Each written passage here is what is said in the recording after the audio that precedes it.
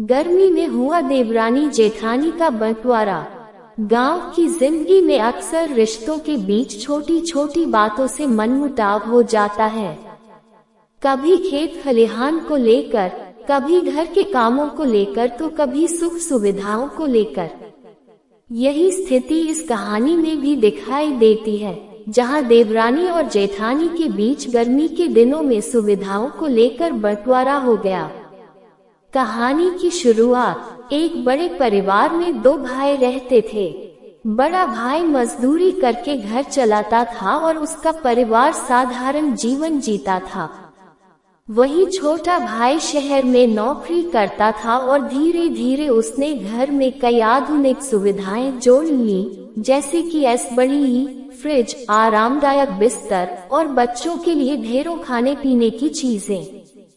जेठानी बड़े भाई की पत्नी का जीवन बहुत कठिनाइयों से भरा था। उसका घर कच्चा था, जिसमें पंखा तक नहीं था। गर्मियों में वह अपने पति और बच्चों को हाथ से पंखा झलते हुए नींद सुलाती। खाना भी साधारण दाल रोटी तक ही सीमित था। दूसरी ओर देवरानी छोटे भाई की पत्नी आरामदायक कमरे में बड़ी के नीचे ठंडी हवा में रहती, बच्चों को आइसक्रीम और जूस खिलाती और खुद भी फलों का आनंद लेती। विभाजन की स्थिति। एक दिन ऐसा आया जब घर में ही पक्की और कच्ची दीवार खड़ी हो गई। आधे हिस्से में देवरानी का सुख सुविधाओं से भरा जीवन था और आधे हिस्से में जेठानी का संघर्षपूर्ण जीवन।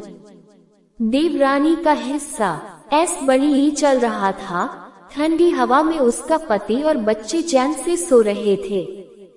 मेज पर आइसक्रीम, जूस, फल और अन्य स्वादिष्ट व्यंजन रखे थे। खुद देवरानी सज धज कर आराम से ठंडी चीजें खा रही थी। जेठानी का हिस्सा कमरे में घुटन और तपती गर्मी थी। पति और बच्चे फर्श पर बिछी चटाई पर पसीना बहाते हुए सो रहे थे। जेठानी अपने हाथ से पंखा झलकर सबको आराम देने की कोशिश कर रही थी। खाने में बस साधारण दाल रोटी थी, जो मजबूरी में सब खा रहे थे।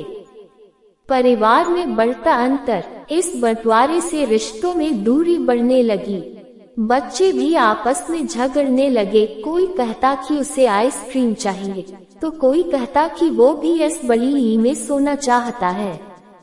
बड़े भाई के मन में हीन भावना आ गई कि वह अपने परिवार को सुख नहीं दे पा रहा। जेठानी का दिल टूटने लगा कि इतने सालों से उसने परिवार के लिए त्याग किया, लेकिन अब उसे ही कठिनाइयों में जीना पड़ रहा है। देवरानी भी अपनी समृद्धि का दिखावा करने लगी और जेठानी को नीचा दिखाने में आनंद लेने लगी। सामाजिक संदेश। इस कहानी से हमें गहरा संदेश मिलता है कि 1. परिवार का असली सुख मिलजुल कर रहने में है, न कि बंटवारे में।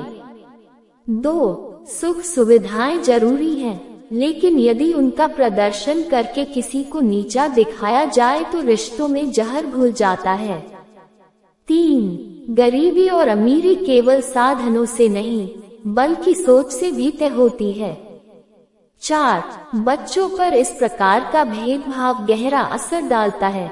वे भी आपस में अलगाव महसूस करने लगते हैं। समाधान की ओर। एक दिन गांव के बुजुर्ग ने दोनों को समझाया। उन्होंने कहा, सुख और दुख हमेशा बराबर नहीं रहते। आज जिसके पास सुविधा है, कल उसके पास भी कठिनाई आ सकती है। लेकिन यदि परिवार एकजुट रहे तो कठिनाई भी आसान लगती है। बुजुर्ग की बात सुनकर छोटे भाई को एहसास हुआ कि उसकी समृद्धि के कारण परिवार में दूरी बढ़ रही है। उसने जेठानी और बच्चों को भी अपने हिस्से में बुलाया और सबने मिलकर एक साथ बड़ी के कमरे में भोजन और आराम किया। निष्कर्ष। ये कहानी हमें ये सिखाती है कि रिश्तों की कीमत पैसे और साधनों से कहीं ज्यादा होती है। बंटवारा केवल घर की दीवारों का नहीं होता, ये दिलों का भी हो जाता है, और जब दिल अलग हो जाते हैं तो परिवार बिखर जाता है। अमीरी और गरीबी के बीच का अंतर तभी मिट सकता है जब हम एक दूसरे के साथ मिलकर सुख दुख बांटें। अंतिम विचार। गर्मी में हुआ ये देवरानी जेठानी का बंटवारा केवल एक घर की कहानी नहीं, बल्कि समाज की हकीकत है।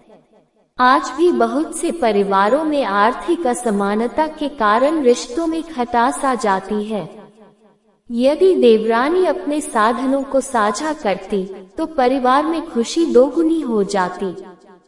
वहीं यदि जेठानी अपने दुख को मन में न रखकर खुलकर कहती, तो गलतफहमी दूर हो सकती थी।